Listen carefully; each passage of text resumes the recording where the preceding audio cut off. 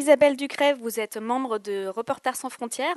Aujourd'hui, dans le monde, combien de journalistes meurent chaque année dans le cadre de l'exercice de leurs fonctions?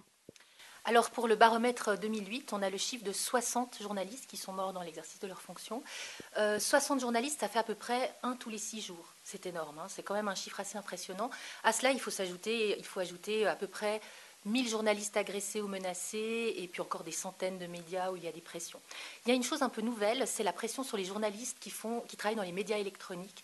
Et là, c'est relativement nouveau. Il y a maintenant, les gouvernements ont compris que les médias électroniques étaient une vraie force, et ils commencent aussi à faire pression sur ces médias-là. Justement, on sait que Gaza est une zone dangereuse pour les journalistes.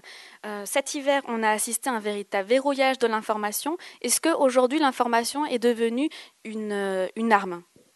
Alors non seulement elle est devenue, mais je pense qu'elle l'a toujours été, hein, mais aujourd'hui, on a en plus la guerre des images. Et là, à Gaza, c'est très représentatif. Ça a été complètement verrouillé, et les autorités israéliennes le disent clairement, hein, ils ont bloqué le passage aux journalistes étrangers pour qu'ils ne puissent pas intervenir à l'intérieur. Alors les raisons invoquées, c'est la sécurité, etc. Mais en fait, il ne fallait pas de journalistes indépendants qui font des enquêtes.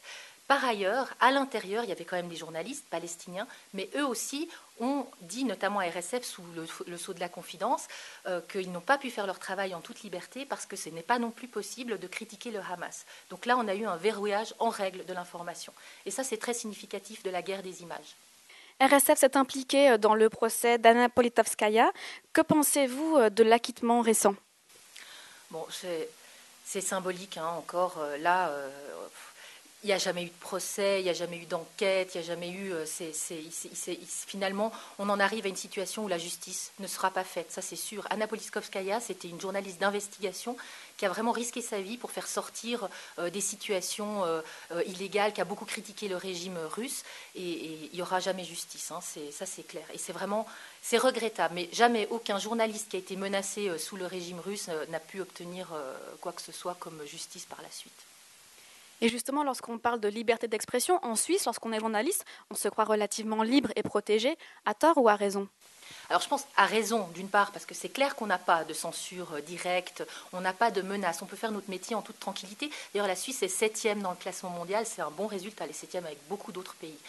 Donc ça, c'est plutôt rassurant, et c'est vrai qu'on doit pouvoir en profiter de cette liberté. Maintenant, il ne faut pas non plus être totalement naïf. Il y a des pressions sur les médias qui sont beaucoup plus sournoises, beaucoup plus insidieuses. Par exemple, une pression économique, ou bien une autocensure du journaliste, ou bien une pression de l'audience. Mis à part prendre position, quels sont les moyens d'action et de pression de RSF? Alors RSF, sa force, ce sont ses membres, hein, il n'y a pas de doute là-dessus. Les journalistes et collaborateurs de médias qui sont membres de RSF lui donnent un pouvoir, une force, un impact sur l'opinion publique et sur les gouvernements qui est incomparable.